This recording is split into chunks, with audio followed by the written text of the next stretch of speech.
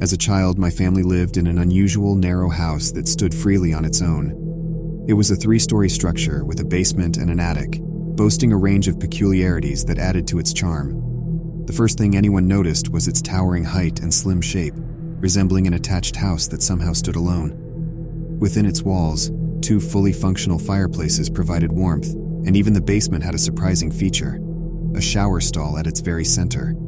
The backyard was so tiny that walking a few steps would lead you to the fence, and the cherry on top was the presence of an old-fashioned rope-pulled dumbwaiter connecting the kitchen to my bedroom. The house had a unique and quirky character that fascinated me, and I cherished every moment spent within its walls. As the years passed, it became evident that the house's age was catching up to it. The repairs it needed were increasing in cost, and my parents, despite their love for the place, could no longer justify the expenses. The decision to move weighed heavily on all of us, and we began the arduous task of preparing for the inevitable departure. I took on the responsibility of packing most of my belongings, stuffing clothes into my closet until they formed a solid mass of fabric. During this process, I made an intriguing discovery: a hidden attic entrance in the roof. Curiosity piqued, I decided to explore this uncharted territory before bidding farewell to our beloved home. Opening the attic entrance, I was surprised to find the room illuminated by dim red Christmas lights that still flickered faintly. Small openings scattered across the floor allowed glimpses into the bedrooms below. What I hadn't expected was that the attic was equipped for habitation. Someone had made it their living space. The insulation was carefully sealed away, and the room held a peculiar assortment of items: a gurney stacked with sleeping bags and sheets, and a mint green refrigerator, surprisingly still in working order. However, what sent shivers down my spine were the numerous piles of bones scattered around the center of the attic. As a child, my understanding of anatomy was limited, but I could recognize bones of various sizes, shapes, and colors. White, clean ones from different creatures. Some piles seemed intentional, while others appeared carelessly strewn about. I noticed 2 piles that were partially charred, as if someone had attempted to burn them, and the adjacent walls bore eerie bone char messages, with the word sorry repeated several times. Realization struck me like a lightning bolt. This room had been directly above me, above my bedroom, for the entirety of my 8 years living in that house. Fear and confusion enveloped me as I struggled to comprehend the significance of this disturbing discovery. Overwhelmed by emotions, I rushed downstairs to share my unsettling finding with my parents. Their faces mirrored my shock, and we decided it was essential to involve the authorities immediately. We contacted the police, who conducted a thorough investigation of the attic. Forensic experts determined that the bones belonged to various animals and were likely used for some ritualistic purposes. The unsettling truth behind the attic's eerie contents remained a mystery, but one thing was certain: the time had come to say goodbye to our weird little house. We moved out, leaving behind its secrets and enigmas, hoping that the next residents would never have to uncover such a disturbing past. As I grew older, the memory of that strange house and its attic stayed with me, a constant reminder of how the surface charm of a place can mask its hidden mysteries. And while we left behind the oddities of that house, its impact on our lives remained, shaping our understanding of the world and the strange secrets it can harbor.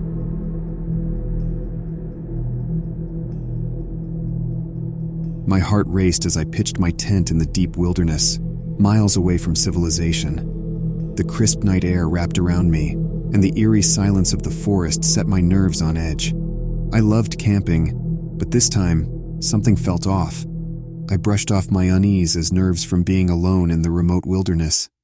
I had camped in these woods before, and nothing ever happened. But that night, as I lay in my sleeping bag, I couldn't shake the feeling that I was being watched. Every rustle of leaves, every distant hoot of an owl, sent shivers down my spine. I forced myself to close my eyes and drift off to sleep, convincing myself it was just my imagination playing tricks on me. Sometime in the dead of night, I awoke suddenly, my heart pounding in my chest. I strained my ears, listening for any sign of danger. The forest was eerily quiet. That's when I saw it, a figure standing just beyond the edge of my campsite.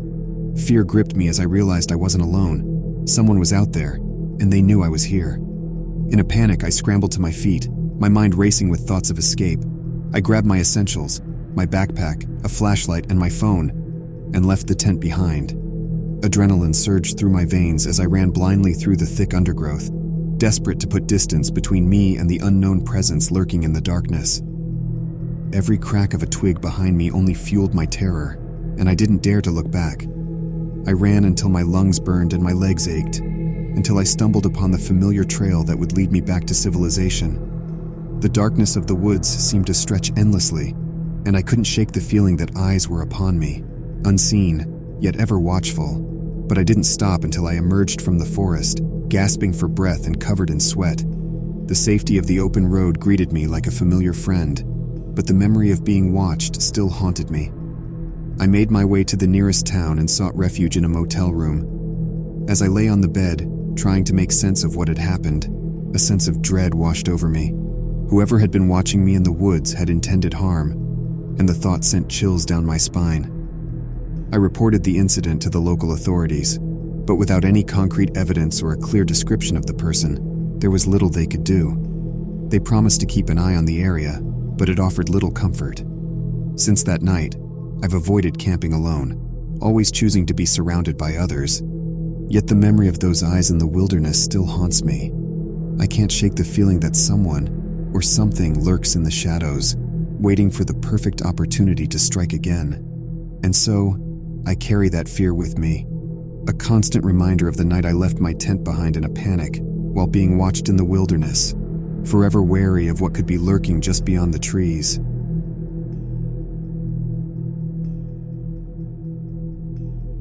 My neighbor is one of those annoying wannabe YouTube personalities. Over the years, I've seen him cough out cinnamon, lay flat on the hood of his car as it slowly creeps down the driveway, and douse himself in lukewarm water, all the while screaming epic win, epic fail, or fuck epic maintenance of the status quo for all I know. It can get tiring to watch him go about his shenanigans in the pursuit of viral fame. So when he knocked on my door the other day, told me he was going away for a few weeks, and asked that I get his mail, honestly, it was a relief. I can't explain the peace of mind I had knowing I didn't have to brace myself for any of his stupidity for a while. I was always afraid his stunts would wind up bleeding over into my life. Things were pretty normal for the first couple of days. He received a few bills, a bit of spam, and what I could only assume was a birthday card. Then one evening, I got home to find a cardboard box waiting on his front porch. In big red letters was written, "Return to sender." I'm no small fry, but I admit I had trouble lifting the box on my own. It was really freaking heavy. Lugging it across the road to my house was even harder, and I quickly realized there was no way I was going to drag it up the stairs and through my front door. I decided I'd leave his package in my garage. It wasn't like I kept my car in there. The garage door was a piece of shit that refused to open without a good thug and a whack. It was less trouble just leaving the car in the driveway than it was to fight with the garage door every morning and night. In hindsight, I should have set the package down while I struggled to open the tricky door. But you know how it is when you've got a good grip on something. No point in setting it down if you don't have to. It was as I kicked the door for a third time that I lost my grip on the package, and it fell to the ground. I heard a light crack inside. Shit, I cursed. I hoped I hadn't broken anything important, but figured I just wouldn't tell my neighbor about it and let him assume the break happened en route. Hands free, I finally managed to get the garage door unstuck, and boy did it screech in protest as it rolled up and over me. I dragged the box the rest of the way, setting it in the corner for whenever my neighbor would come back to claim it. And then, I forgot all about it. Until a few days passed, that is.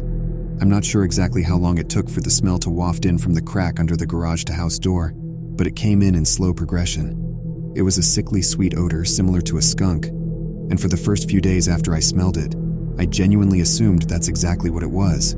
Roadkill that had left its mark on my house. It was only when I realized the scent was growing more intense instead of fading that I went looking for a source. That's when I opened the garage door, and that's when the odor knocked me back, holding my nose. The culprit wasn't hard to identify. The only change in my garage was the box in the corner. I remember thinking it must have been one of those meat-of-the-month subscription boxes. The meat must have gone rancid from being left out of the fridge for so long. How much meat could have been in there for the box to have been so large and heavy? An entire freaking cow? I covered my nose as I approached the box, a pair of scissors in my hands. I probably wouldn't have needed them to open it, as it had become soggy enough at the bottom to poke through with a finger, but I wasn't about to poke my finger into spoiled meat juices. That soggy bottom was the reason I had to open the box in the first place. If I tried to drag it out whole, everything would spill onto the floor. I was going to have to dump the pieces of meat one garbage bag at a time and take them down to the dumpster, a process I wasn't looking forward to.